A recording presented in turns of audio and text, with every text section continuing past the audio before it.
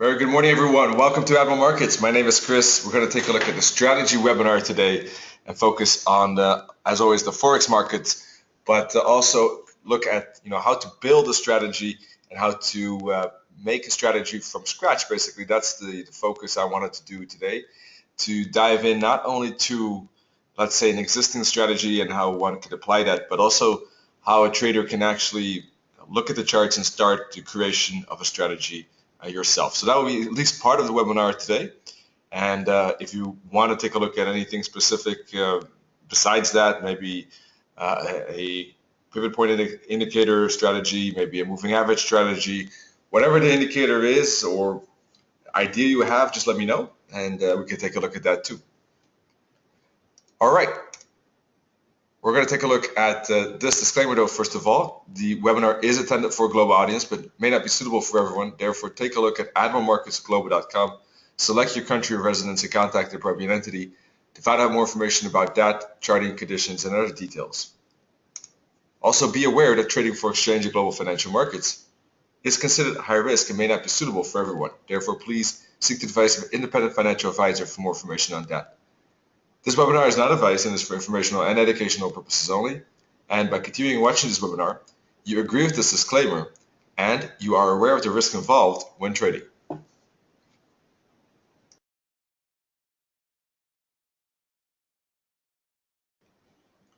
right, just a bit more information about Admiral Markets. Just in case you don't know, Admiral Markets is a broker and has a lot of advantages, such as the Supreme Edition. Check it out, 56 additional features, so a lot of different options that make the trading life a bit easier. And there's a lot of things that are interesting.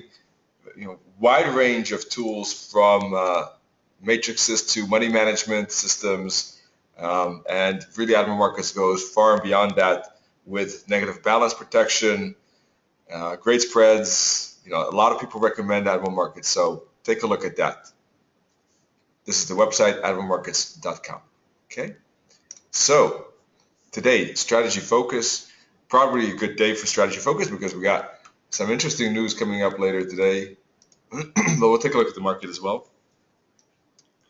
What do we have today? Well, as you probably know, we got FOMC statement coming, Fed interest rate decision, and obviously statement, probably press conference, I would assume.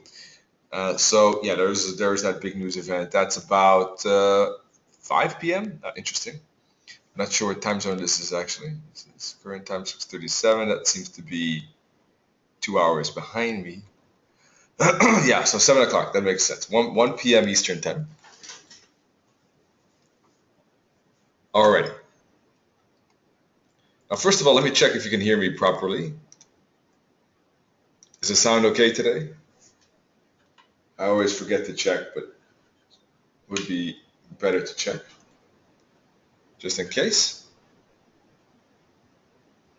Great. Alrighty, let's move over.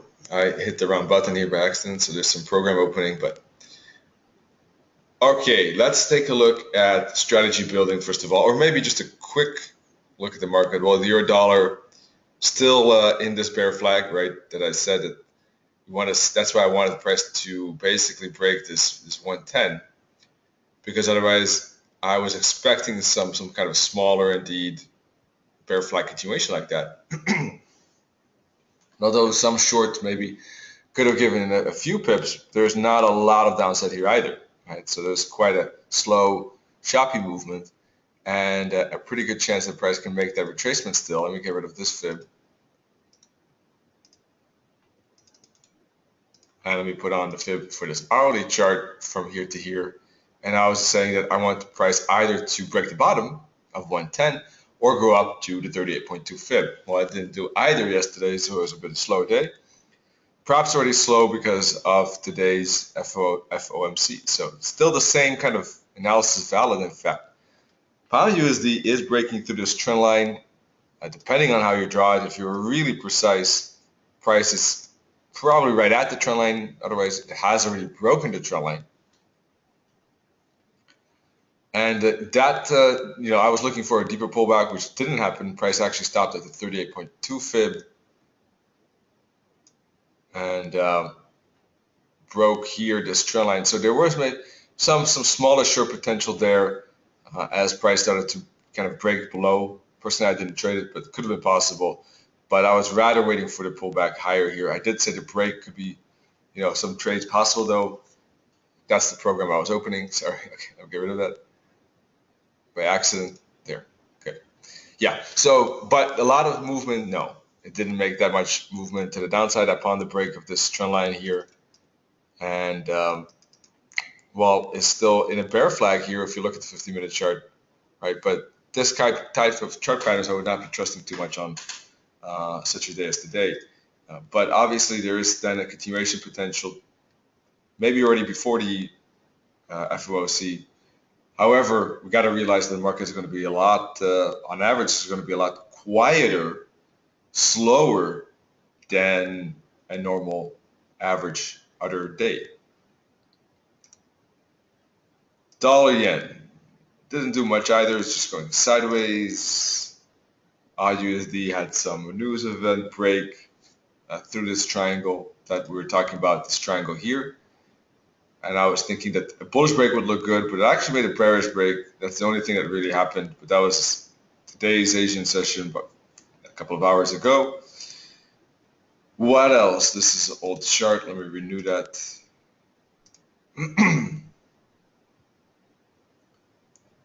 Kiwi also still, well, Kiwi I was saying it looked a bit more bearish, but wasn't a grand fan of this chart, in fact.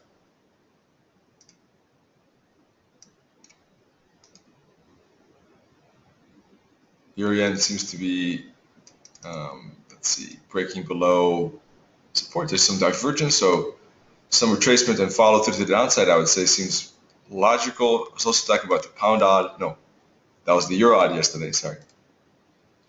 And the euro odd did make the upside. Actually, I was looking for the 38.2 fib, but it went way past that, didn't it? So sometimes price can go further than you expect, boosting all the way up, actually past the 50, going up to the 61.8 fib. So there was a trader that took a long on the euro odd based on doji daily candle, and I did agree there was support there. I didn't like the fact that there was no divergence between the bottoms, therefore thought that there was still a good chance for one more bottom break, but that hasn't happened as yet. So anyone who, if the person is in here in this webinar, I think that this is already looking like a pretty good take profit zone here, or perhaps slightly higher at 155.50, because even though price is now moving up fast, we are getting very close to a bigger resistance levels, moving average, trend line, tops here. That could certainly stop price and let it dip back, right? And maybe still break the bottom. But if not, at least a strong pullback, I would say.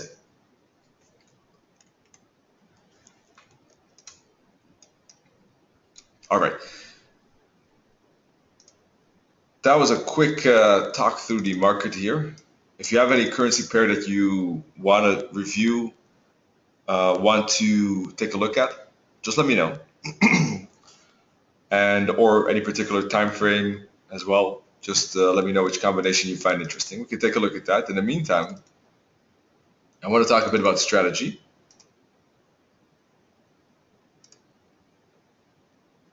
All right. So some things regarding strategy. Problem is that strategy often, traders bump into the fact that they over-focus on entries, don't think about many other factors really that are connected to and are very important to success. Primarily exits, but also how much time do we expect to be in a trade? Do we have any idea about that? Because obviously if we think that a trade is going to take 10 minutes, but it's taking 48 hours, it's going to be very tough for the psychology to go and live through a trade like that. And there's a good chance we're going to exit the trade just because the trade is getting on nerves. and on our yeah, just gets fear kind of creeps in, and we close the trade prematurely, and perhaps a few hours later we see it go our way. So that's another factor, time factor, how long to be expecting in the trade, and when do we recognize that the trade is maybe not going our way. So that's all trade management as well, psychology a bit, risk per day, per trade, the reward to risk, the targets. How do we recognize that we're overtrading, we're revenge trading, and all these things. So those are important too. Today, I still, of course, rather focus on the creation of a strategy from a technical point of view, but just because I'm focusing on technicals doesn't mean that a lot of other things that I've mentioned in webinars is not important. So just be aware of that. Now, a strategy, in a way, let me get rid of this, a bit of a busy chart. Let me go back to the euro dollar and just clean it up and make it blank. Almost blank, or we can make it totally blank.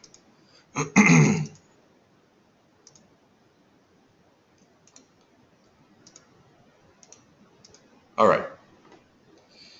Yeah, so strategy basically giving us guidelines about what to do, how to do it, when. So, giving us a crutch about how to tackle the market, which is very important because the market is moving up and down a lot, and it's difficult to keep focus on our plan, execute the plan, when so many things are happening, so many variables are out there to be analyzed. And when a trade is taken, it's easy to find evidence that doesn't support the trade, and we get nervous from the trade, and the trade is closed. So from that point of view, strategy gives us that confidence to stay in a trade and live through the ups and downs of the market, and to kind of be able, from our strategy, from our psychology point of view, to kind of live through that trade in a way. So that's a good thing, especially when you're starting out or you've been trading maybe for a few years. That is very important.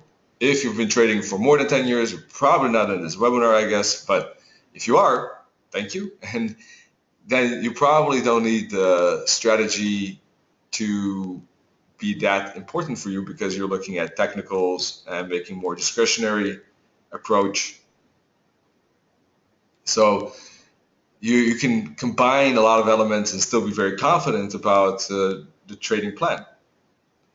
Now, whether you use a strategy for your trading plan or a non-discretionary or discretionary approach, right? Everyone needs a trading plan, at least a guideline, but it depends how you do it. Very more strict or less strict in your rules and perhaps guidelines, right? If you really want to be very strict, then perhaps you can even make a algorithm, right? But that's a different thing. Let's see.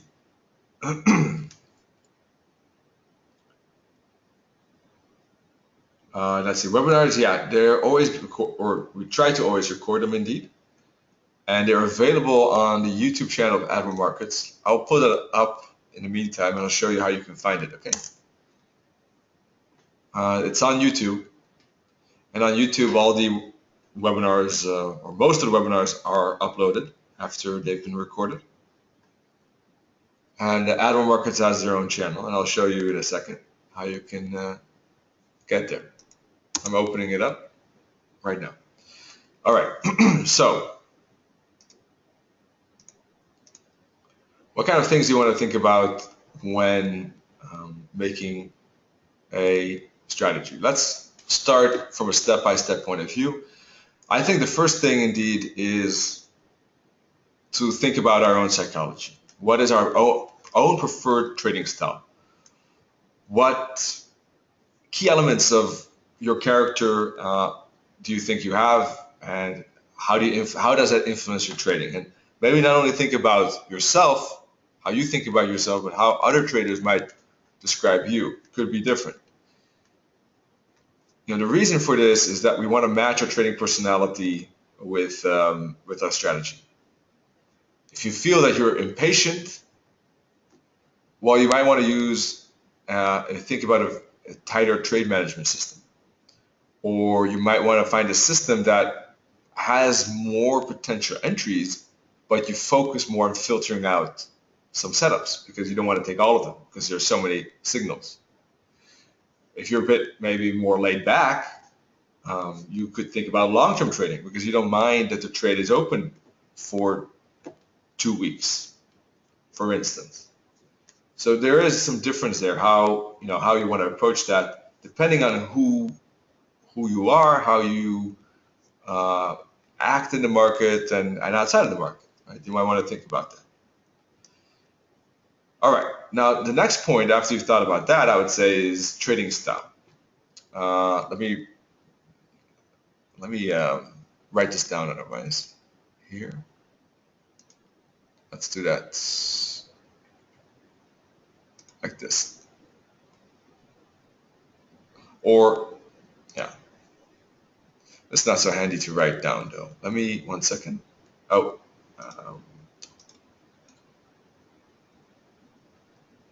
let me do it differently.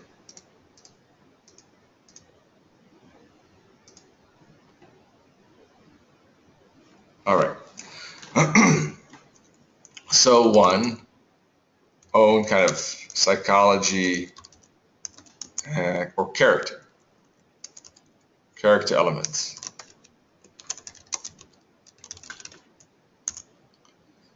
Not sure how you can see that. Let me zoom in a bit. All right. Two is trading style. What do I mean with that? Well, how do you prefer to trade? Is it something that you want to do within a day? Do you want to hold positions overnight?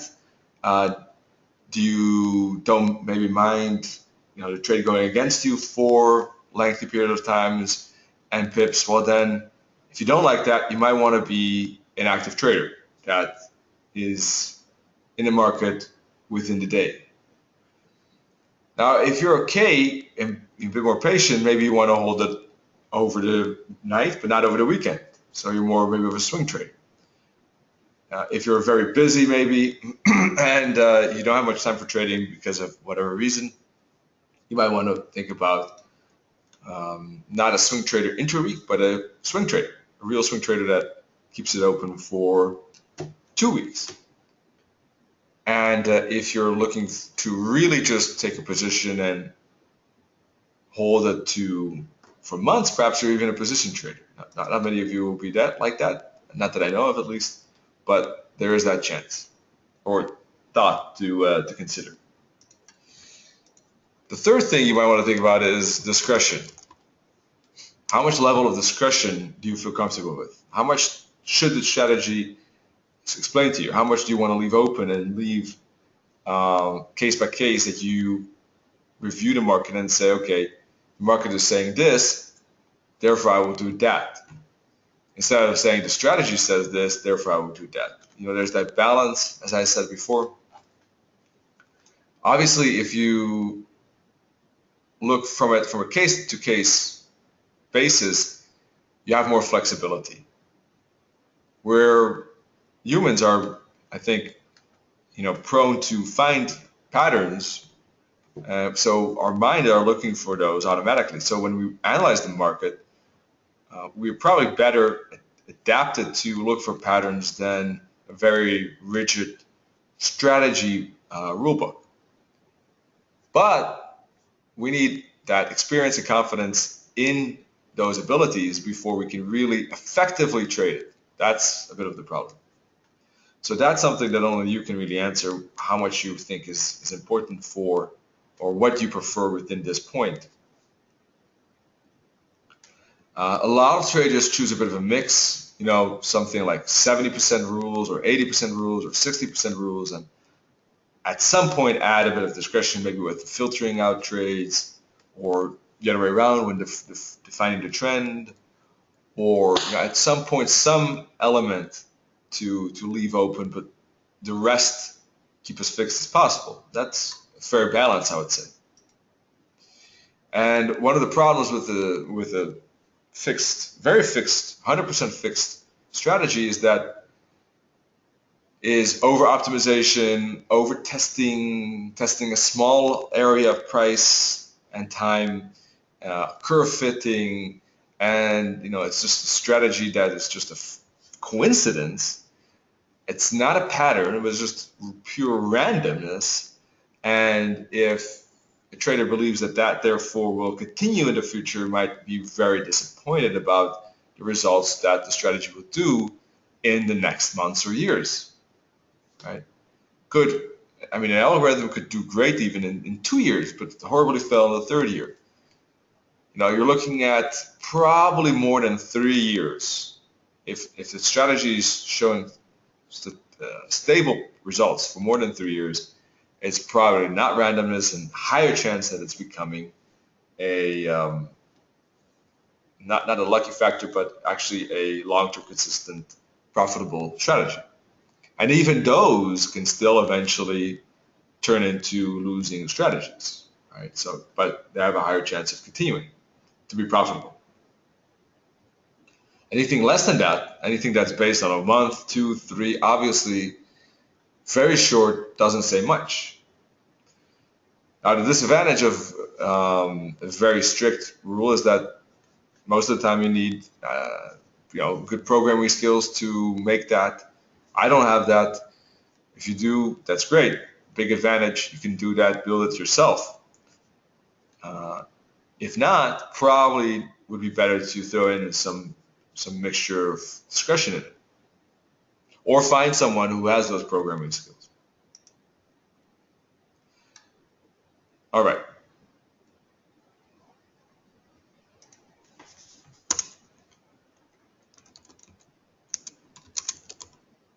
Let's see. What type of analysis would you like to incorporate?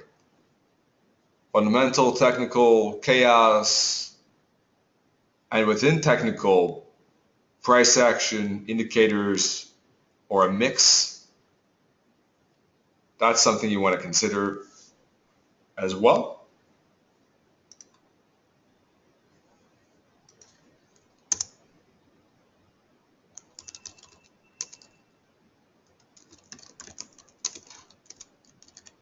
All right, what I mean with this is, how do you want to focus? What kind of strategy do you want to set up? And now I'm more focusing on technicals in point 5. Do you want to focus on trends, breakouts, ranges, trading impulses or corrections? Or do you want to trade a mix of those so that you have more of a portfolio perhaps? Do you want to trade a specific kind of trend breakout scenario on many pairs, or do you want to trade various types of strategies on one pair, right? Obviously, there are a lot of ways one can trade. There are a lot of strategies. There are a lot of currency pairs and time frames, and if we look at all of them, it would be too much. So we have to narrow down the focus.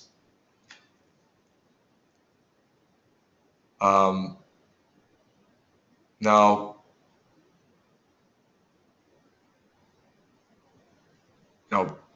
for instance, there are a lot of ways you can trade pattern hunting, support and resistance, reversals, trends. These are all different ways one can view the market in a way. So you want to think about how you want to focus on that, and how that fits with your psychology as well and your schedule.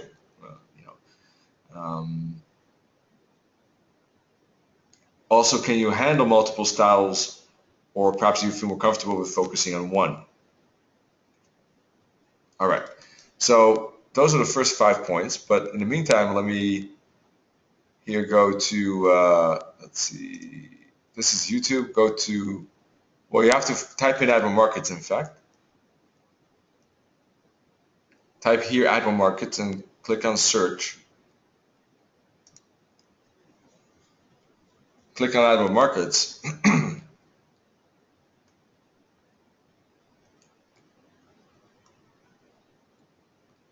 And this is it. You can see this was yesterday's webinar. And there are a lot more webinars, but as you scroll down, you can also click on playlists, and it will be sorted by group. So you got Nenet's price action trading school. You got a video about the Forex awards that Admiral Markets won that. And you got weekly FX recap from Nenet, live trading labs, strategy, Wall Street crossover show, and you can even more here, pro learning lab, and you got beginning, advanced webinars, intermediate webinars, webinars for beginners, as I said. So there are a lot of different, folders here you can find. All right.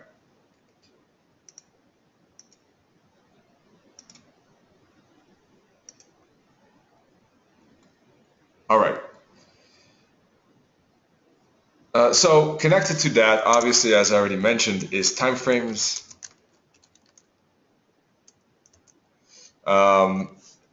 Which I think doesn't need much explanation, but you want to think about what time frame fits also your schedule, as I said. Alrighty, now the next thing you might want to think about already is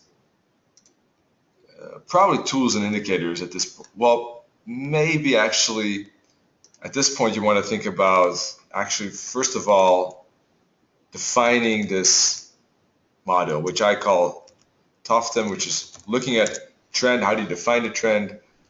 What is maybe the opportunity you're looking for, a pullback within the trend, for instance? What kind of filters do I take into account? Perhaps daily tops and bottoms, for instance. What is the trigger here? Trigger could be, for instance, the break of a trend line or the moving average break, and the entry method. That could be a break, pullback, or continuation. All right, so that would be the next step, I think. Then once you have this on paper, you want to think about, at the same time as well, tools and indicators that one uses, or perhaps only price, right? Tools, indicators, and price. Once again, I'm talking about technicals within that model.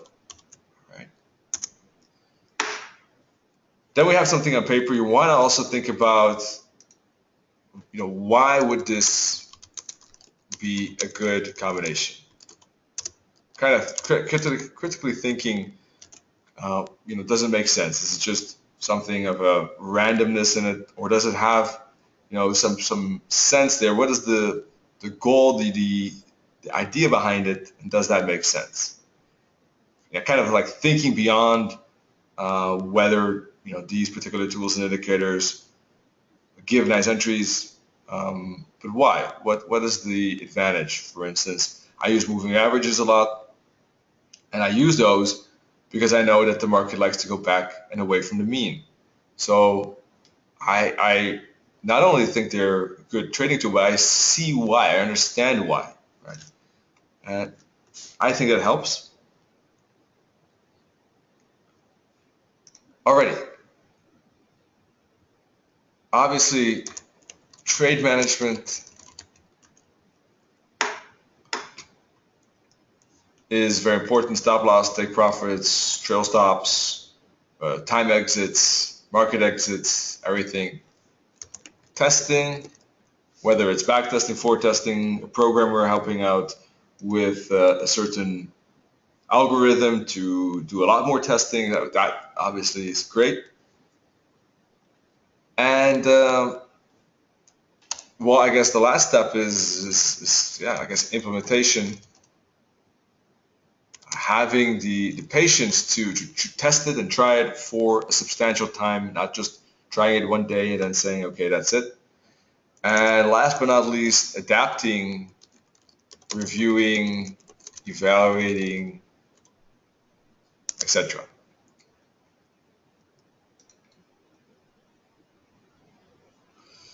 Well, maybe one more last step, renew process. Process can be started again, and one could attempt to add a second strategy like this. if there's time. All right, so that's what I think are the steps, roughly speaking.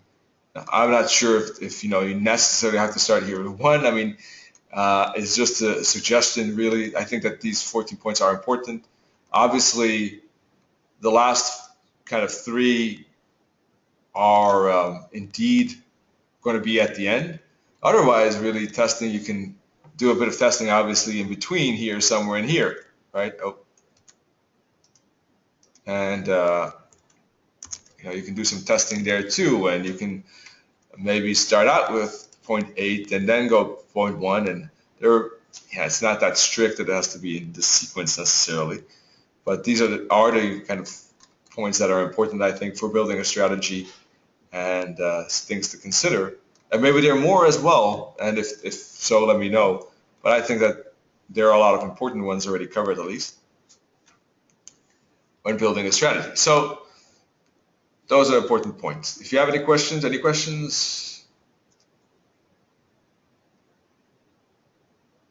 So let's take a look at one together.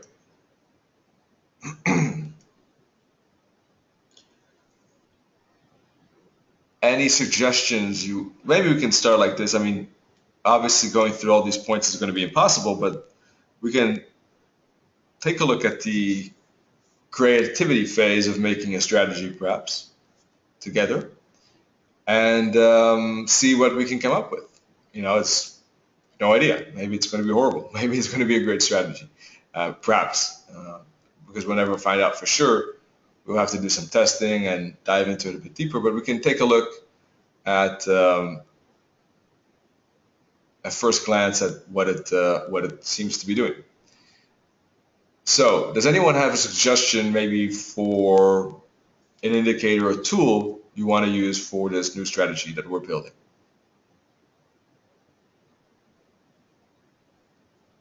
Any suggestions?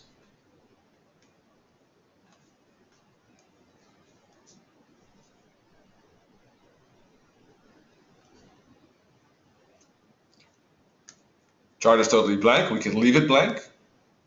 It's possible too. Or we can add something. I'm going to first ask you, does anyone have a preference?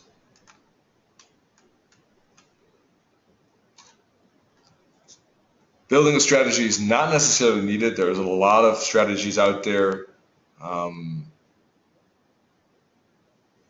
that one can find on the internet for free and paid. And that's another way to do it.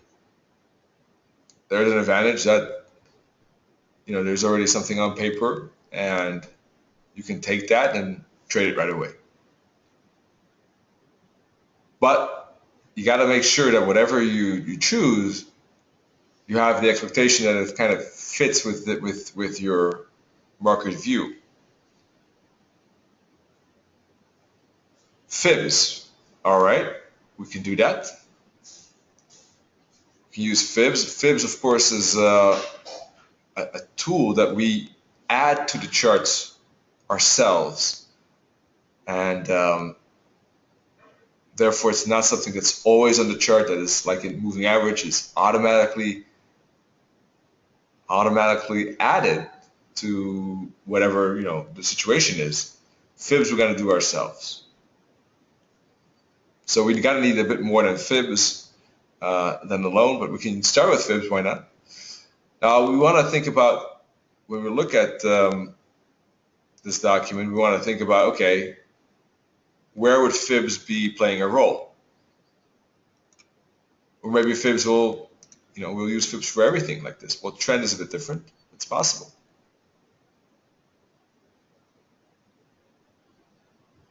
Well, I'm not going to go for those emails, because that's the we basically have many strategy webinars on those emails already. So I wanted to go a bit for something new. That's kind of like building a new strategy. So not something that already exists. That's why. Okay. But we can use fibs for a lot of these things. We can use it for filters, triggers, entries, opportunities, trends. So I don't know, we can use it for an entry. I think that makes sense. All right, so we can use, let's say that we'll use fibs, very non-discretionary, and we'll use it. Let's add a fractal so we can see quickly the sequence of high and lows.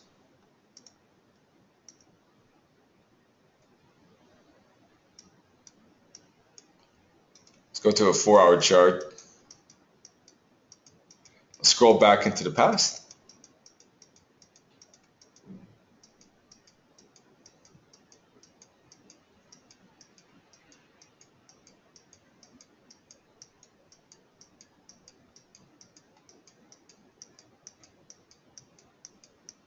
I don't know, this seems far enough, I guess.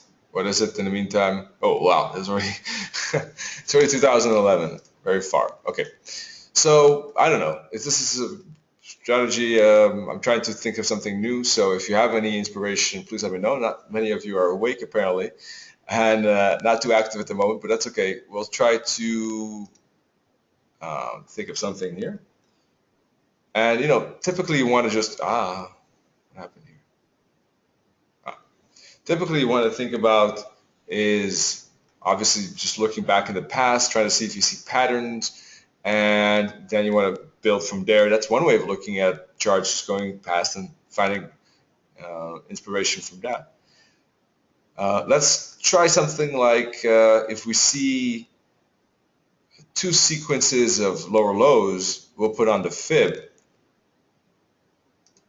on the most recent swing high, swing low. So we see 1, 2 lower lows here, so we can do that. And in this case, we'll use a swing high, swing low as soon as price has basically 6 candles that don't break the bottom. So probably here, we'll wait. Let's see. No, not here yet. 1 second. We need 6 candles, not breaking the low. There we got it. So put a swing high from here to here. There we go. All right, so we'll take the entry at, let's say the 38.2 and the 61.8 fib. No, didn't get it.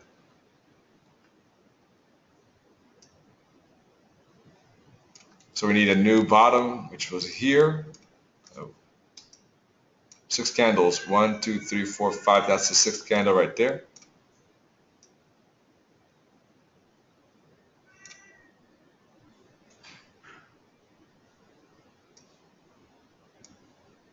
Okay, so we can take an entry right here. In fact, this is the last swing high, swing low when looking at time factor. As I said, 6 hours, 6 candles not breaking the low or high is 1 swing high, swing low. We had it here.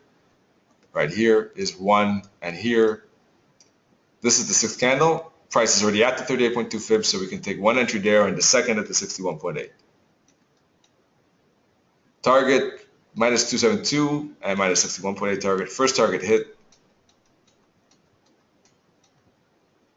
All right, we got a new bottom, 1, 2, 3, 4, 5, 6 candles. So we can use again,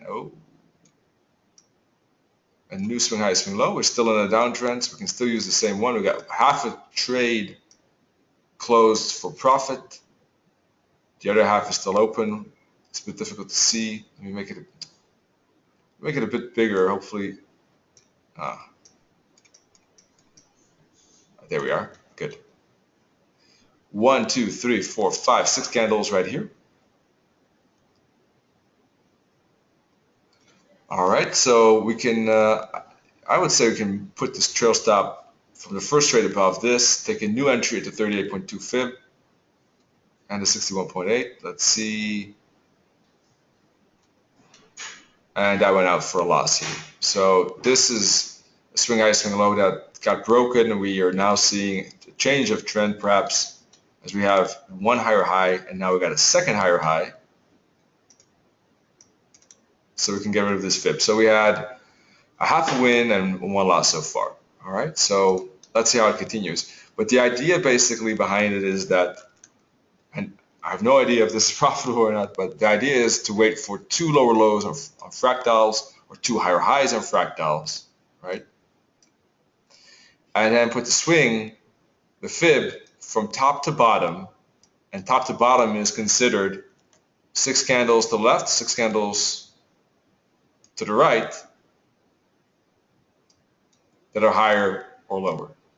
So what is the major swing here? From here to here. Why? 6 candles here, 6 candles here, 6 candles here, 6 candles here. So we put a fib from that top to the bottom and look for the 38.2 and the 61.8 fib. Targets -272, -61.8. And as the bottom gets broken, we keep repeating that process. Now that's something we can change. Maybe we say, okay, we only do it once. And maybe that the second and third setups are less profitable. That's something of a variable that could still be tested, for instance. I've never ever used this. I have no idea if it's profitable. It's just random kind of idea that came in my mind right now, based on fibs and fractals and time factor, these three things. But if you have more feedback, if you have more ideas, just let me know. The idea would continue by putting a fib from here to here. No, not yet. Actually, we need 6 candles. We don't have that yet, so let's wait. Let me move forward again. We need 6 candles not breaking a high here. 1, 2, 3, 4, 5, 6. Well, we got 6 candles, but we're already, in the meantime, we're already in a downtrend. So no trades taken here in this regard. All right, everything is nicely avoided. That's good. We got one lower low, one lower high, so we don't get the lower low yet. We got one higher high now. We got another higher high. That's 2 higher highs, so we can start thinking about perhaps putting the fib on. 1, 2, 3, 4, 5, 6 candles, yes.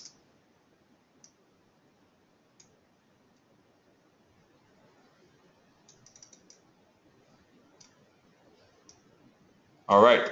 This was a setup, but we didn't get taken in because the entry was at 38.2 fib. It missed that fib and continued higher. So that's a pity. Those things happen.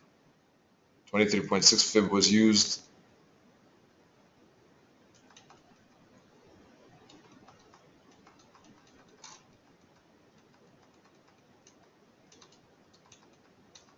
And that will happen sometimes when price is really impulsive. If you're looking for a pullback, it doesn't happen.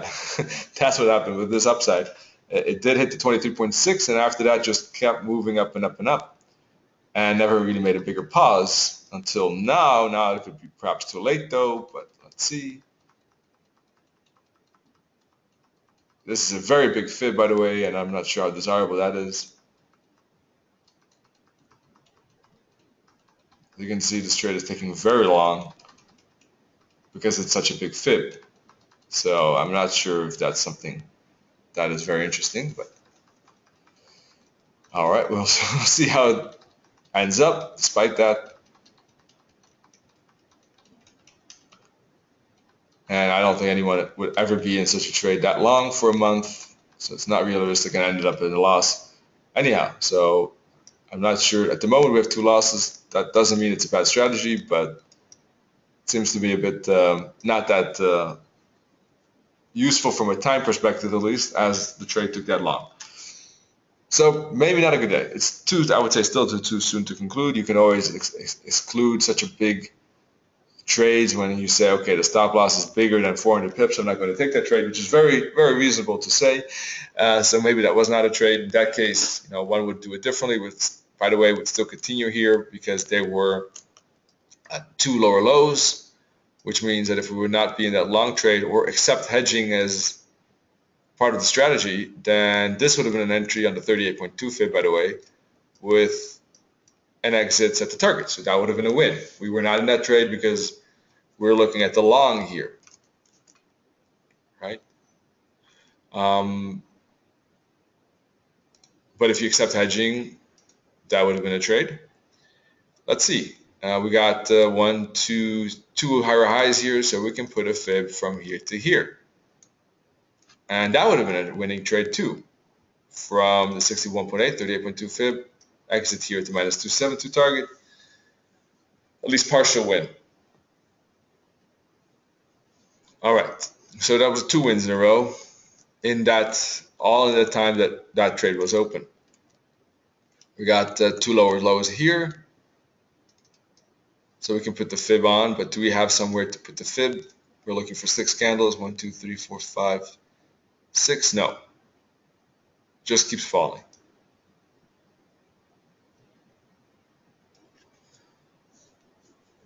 Let's see, we got 2 higher highs here.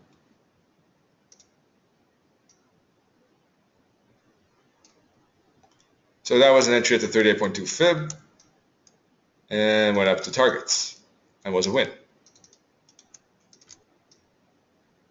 Now this probably would not turn into many wins. We got a lot of choppiness. So let's take a look. 1, 2, 2 lower lows. So we can put the fib from here to here. Or can we? Let's count the candles. We need 6 of them, in fact. 1, 2, 3, 4, 5, 6th candle is already a downside candle. And the entry just got missed. It was close, but just missed it by a few pips here.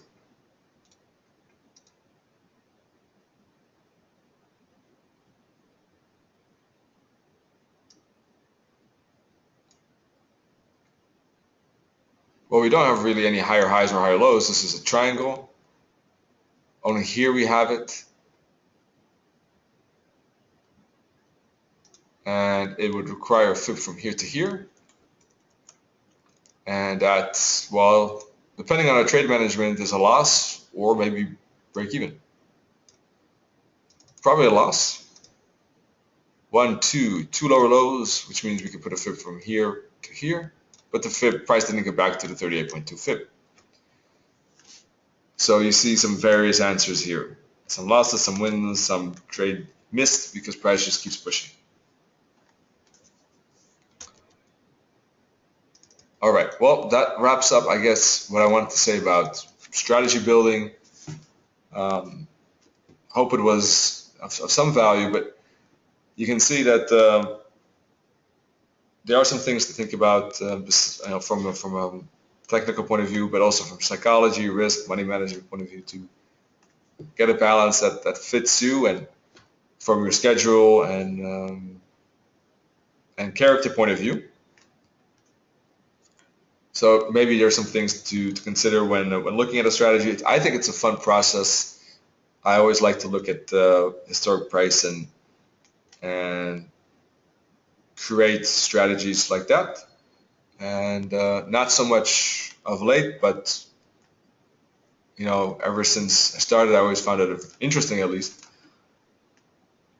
And in fact, now I am also looking at a bit more at together with someone else at algorithm occasionally. So let's see how that goes.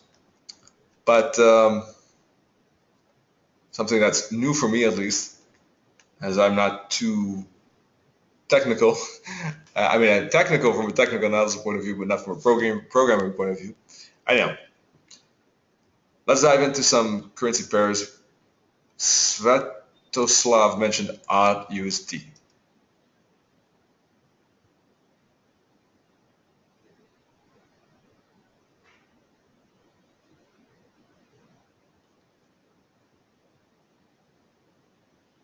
Well, I don't know. It was just a random idea.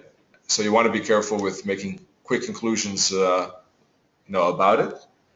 Definitely, it's just we did a very short test, so we have to do a bit more of that. If you like the idea, that's great, but definitely do some more testing for a lot more data. Okay, that's the only thing that you have to be aware of. Let's see, odd USD broke this trend line with a good 4-hour candle. It's going to have the FOMC effect too, of course, with the dollar impact on it.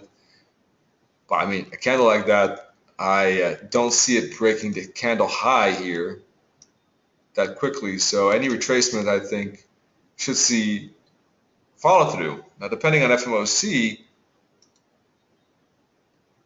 might be different, but technically speaking, one would expect the follow through of this break. Good candle, strong candle, big candle, breaking through support. Got lower lows, lower highs at the moment. Any pullback, I think, should see continuation. What would be the next level of support to consider?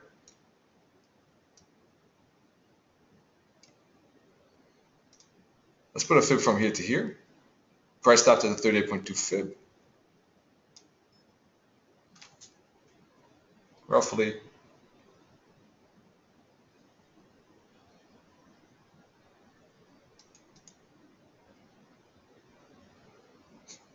Well, maybe the 61.8.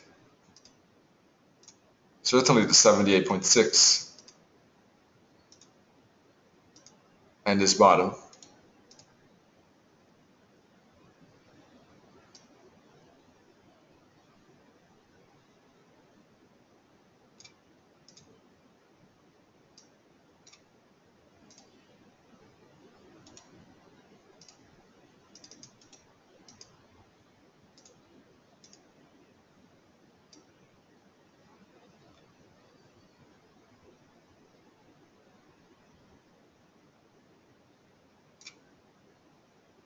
Well, yeah, probably I would say this roughly here you got, of course, a trend line and two bottoms in play, and probably this zone is a bit stronger support level that can still easily see a bounce. So let's go back to the 4-hour chart. We can of course put fibs on this downside too.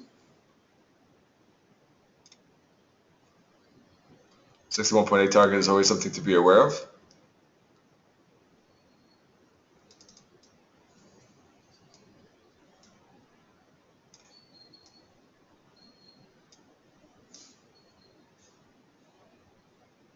Yeah, so probably 71 first of all, then perhaps down to 70, 70, 25.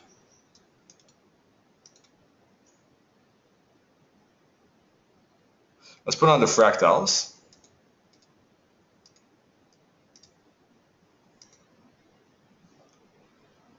And let's see, we got no lower low really.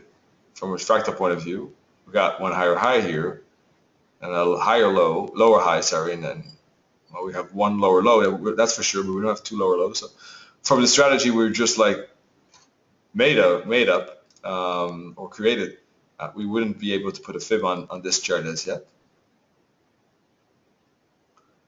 We would have been able to put it on here, and we'll be in this trade to the downside, in fact, interesting enough, from these fibs. But not now. Anyhow, still some space down to these support levels, so it makes sense, I think, to look for a pullback. But obviously the news event, who knows, it could have totally different impact. Let's see if the Kiwi is saying something similar.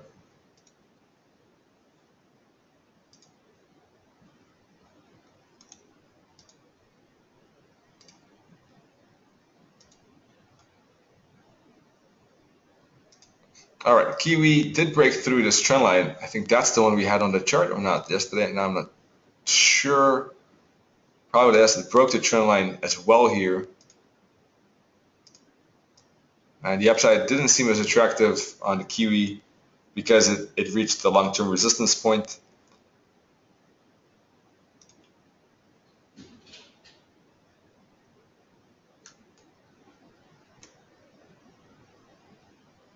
So this also looks in bearish territory, like the Aussie. Pullback would find resistance probably at these tops and bottoms, basically broken bottoms, tops, trend lines, moving averages. Could find resistance there for more downside, from a technical point of view at least.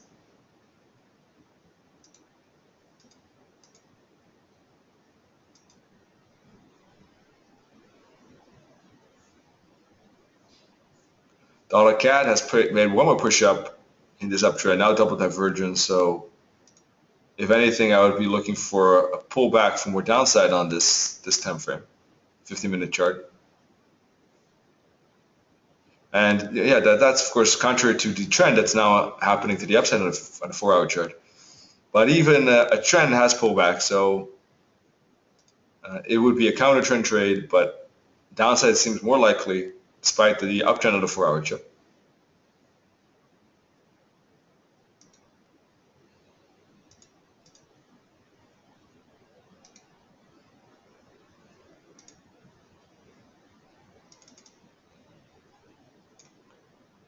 Thalian I would like to see move up to the 50 fib or the 61.8. Let's see if it does that.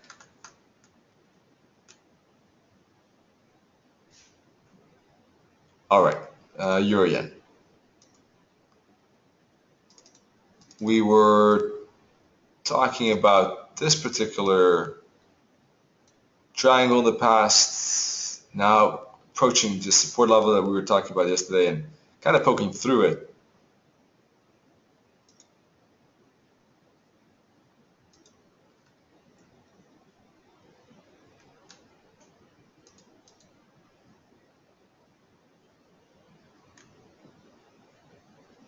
Now with the hourly divergence, we might be in the territory where it can retrace a bit. If it does, that could be a good shorting potential as it retraces up to the 1-hour tunnel.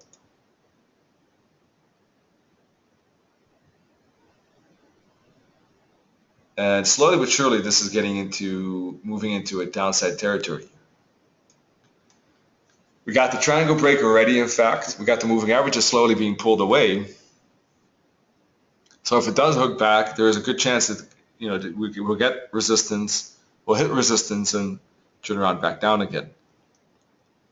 So the euro yen could be setting itself up for an interesting short potential after a pullback. Pullback to, for instance, this 1-hour tunnel. And it could exceed that a bit, by the way. It doesn't have to stop right at that level. It could push a bit through. And a fib could help, like the 38.2 fib, the 50 fib, both could easily be stopping spots, even the 61.8. Pound yen made a fall yesterday. Didn't like the choppiness of the moving averages, but you can see that, okay, even if a 4-hour chart is choppy, doesn't mean that on a lower time frame it doesn't have to move. That doesn't have to be so. Like yesterday, we didn't look at the lower time frames on the pound yen because I was interested in other pairs.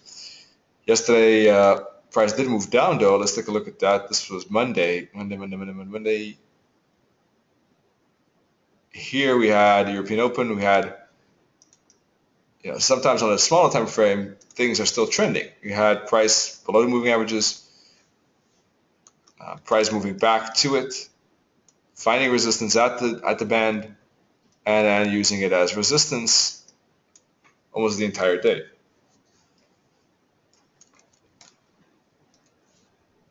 And now we have the same thing on the hourly chart. We had price below the band, now using the band as resistance.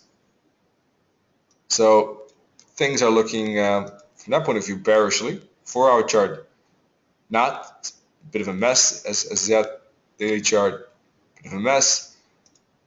But if the hourly chart is like this, there could be good 15-minute breakout trades to the downside because the hourly is trending. Despite the fact that the 4-hour daily wave is not trending, doesn't mean on a lower time frame there couldn't be still some potential there.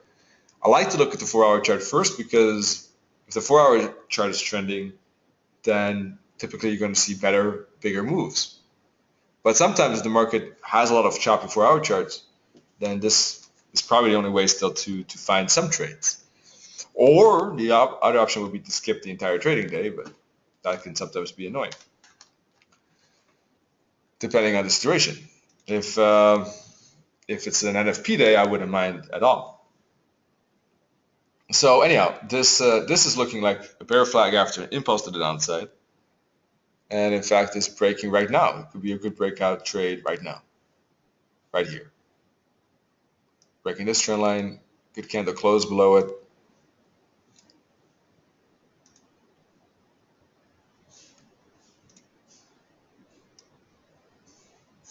Good amount of candles here in this flag. And well, one way of taking it could be waiting for this candle to close. If it's a good candle with a close near the low, that could be a signal. It could be actually an entry right now, in fact, or wait for a bit of a pullback back into the moving averages, wait for a bit of a pullback. These are all options. I probably would prefer the hourly. I like the hourly candle close to see how it closes versus the low. I'm a big fan of that personally.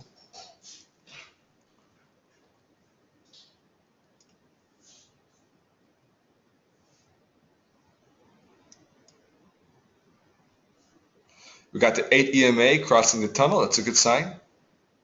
So there's that's one of the things I'm looking for, which, okay, the chart is not totally aligned, but if the 8 EMA is below the tunnel, we got a bearish band, that is not too half bad even on an hourly, a 4-hour chart at the moment. So one of the things I really like is looking at the close, how much can bulls or bears control throughout a certain time frame. And often enough, I prefer looking at one candle higher. So if I'm looking at a breakout on a 50-minute chart, it's good to look at an hourly chart. If I'm looking at an hourly chart breakout, it's good to look at a 4-hour candle, in my opinion. So, but doesn't mean that this, taking a trade right here does not have to work out. It's just that typically with breakouts, you kind of see a lot of break pullbacks and continues, for instance. So it might make sense to wait for a pullback. For instance, wait for this hourly candle to close, as I said, and take entry right there. Or if you want to be very precise, even wait for a small pullback of the hourly candle to about halfway or the 38.2 fib for a short right there.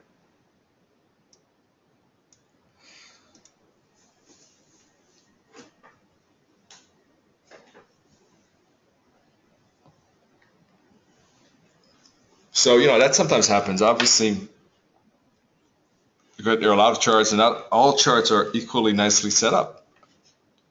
If you're looking for a trend, the best scenarios is when the hourly, 4-hour, daily chart are all aligned, and that's great. But how many times does it happen? Well, all three of them, not many times. So, it depends what you want to focus on. I like looking at multiple currency pairs and looking at 4-hour charts. But other traders look at maybe less currencies, only 3, for instance. I'd rather trade those 1 or 2 or 3 and trade various ways. Trending, reversals, ranges, etc.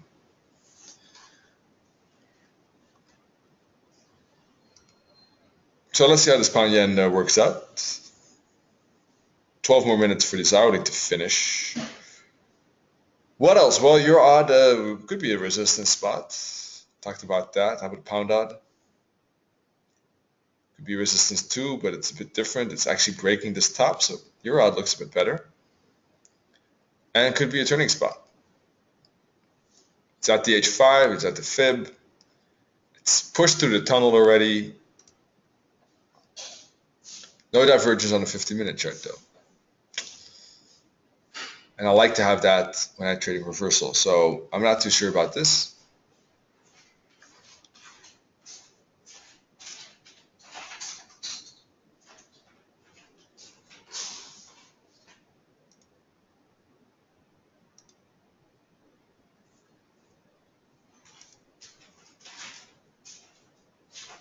Well, I would rather wait. Let's see if there's anything else. I mean, I could dive into this currency pair and see if there's anything worth trading, but maybe there's a bit better setup. Let's see on what else do we pound yen we just looked at. Let's see, maybe one of these pound New Zealands. Well, anyone else have a particular? Do you have a particular pair in mind? Do you want to take a look at? Do you have a particular time frame maybe? In the meantime, I'm going to take a look at this pound New Zealand. Daily chart is at perhaps a double bottom, is at the tunnel, so we might get a bounce to the upside. Triple bottom on the 4-hour chart, a renewed break above the 21 EMA band could indicate the maybe second attempt to make a reversal back up to the tunnel on the 4-hour chart with divergence slightly present. Yeah, it's more like, maybe it's double top bottom in fact, so this is not a lower low, but okay. 1 hour chart is showing upside momentum.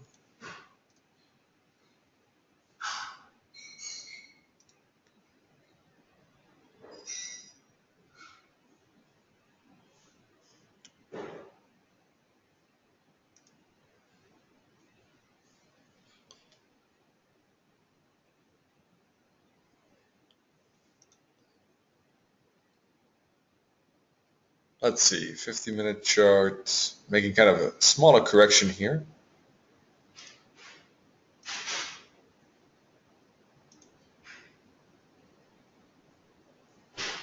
All right, let me put on one thing here. Let me put on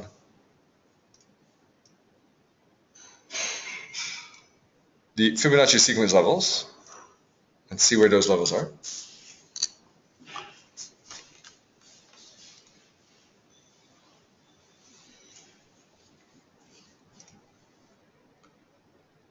In the meantime, let me also tell you about tonight. Nenna's going to take a look at chart patterns, schematics, and tomorrow Nenna and I are going to take a look at the differences with the brokers and broker regulations. Sorry. So that's the lineup for tonight and tomorrow. I hope that you'll join us. Next week we've got the same schedule, recap, Fibonacci and wave, strategy, and we got the channel bounces and trading trend reversals.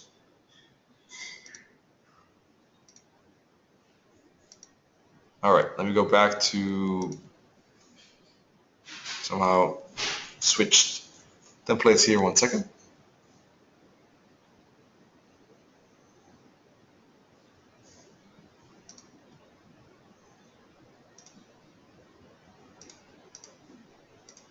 All right, let me put on that indicator again, not on this time frame though, on pound New Zealand.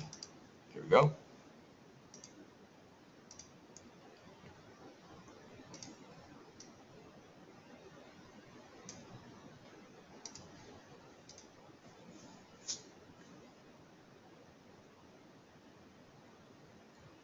Okay, we got 1, 2, 3, fourth level already.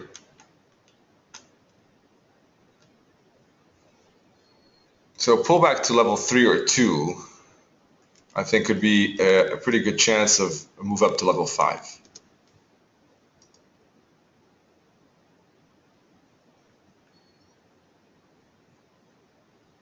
This is a reversal trade, but there are, some good arguments to make for a upside reversal. First of all, because it's a pretty strong daily level, double bottom, strong support zone on the daily. 4-hour chart shows the difficulty with the downtrend, and therefore the reversal back up on the lower time frame has some merit, I think, after a bit of a pullback. You can see a lot of support zones in this as well. So something like that, I think, is a pretty good chance. That seems interesting. I'll keep that in mind for today as a potential setup.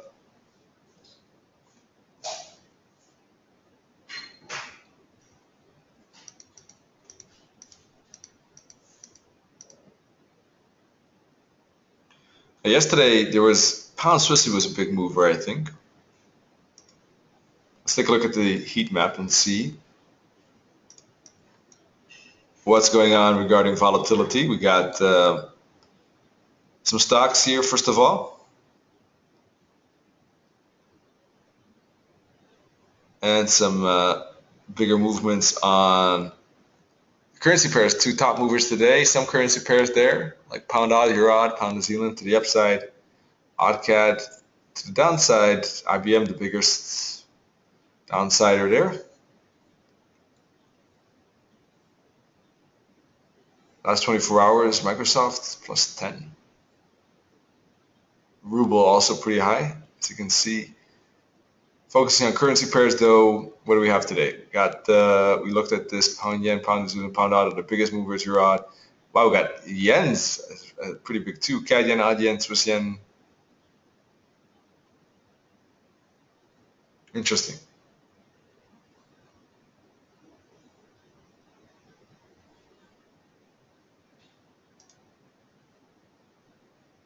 So let's look at the CAD yen then.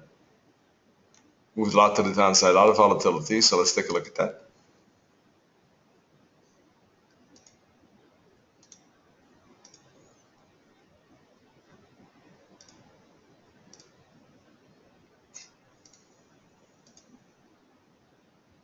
daily breaking back below the 21 band.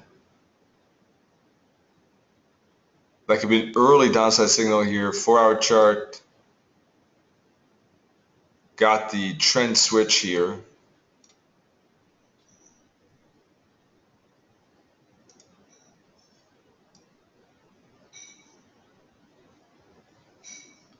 I think we're making clearly lower lows and lower highs at the moment. Good momentum on the hourly chart. So from that point of view, I think that this pullback should find resistance for more downside. So it looks more like more CAD weakness in fact at the moment.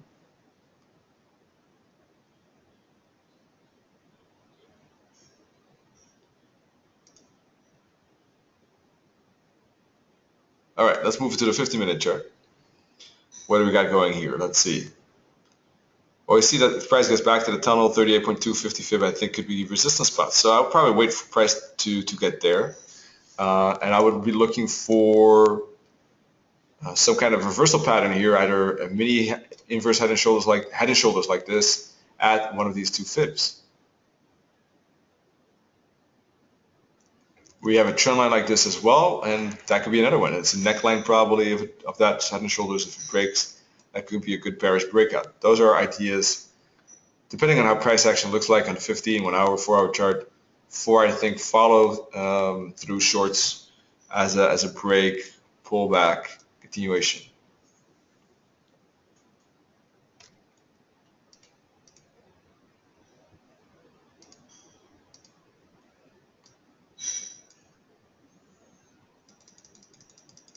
Now the CAD yen and the pound yen downside makes sense also when looking at the dollar yen, because that too, okay, could still see some spike up, but I think find resistance because this is a bigger resistance zone and there's more space to the downside.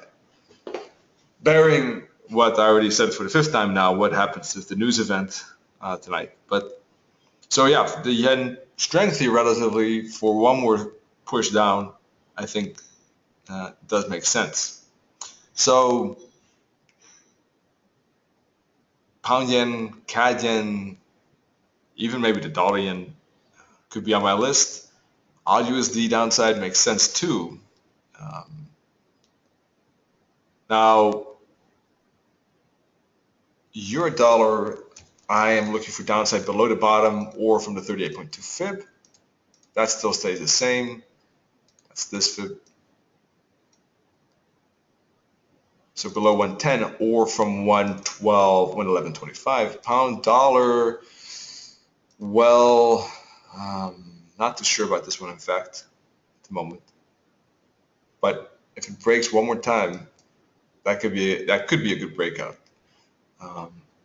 What else to discuss? I think probably those are the most interesting ones.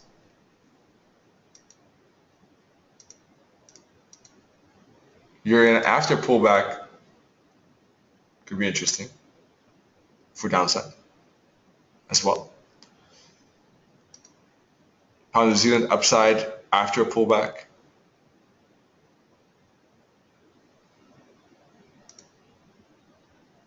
Those are probably the most interesting. So the pound yen has 1 minute left before this hourly candle is finished, and then I'm going to close it up for today. We'll take a look at this candle. Now at the moment there's a bit of wick. Well, as a rule of thumb, I like to see at least a candle close that's more than half, less than half wick. If it's more than half a wick, then obviously it doesn't look that great. From a candle point of view, the bears are not showing a lot of control if there's half a wick or more. The lower that percentage, the better. If there's only 10% wick at the bottom with a bearish candle, then that's a great candle for a breakout candle.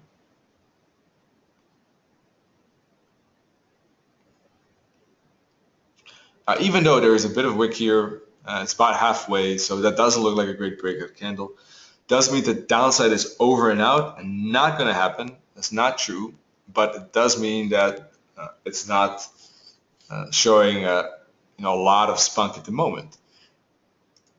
All right, so I'll be still a bit cautious with downside. I do think the downside will probably happen, but we might see a bit bigger retracement first and we could maybe go up to retest these tops again, or even the tunnel.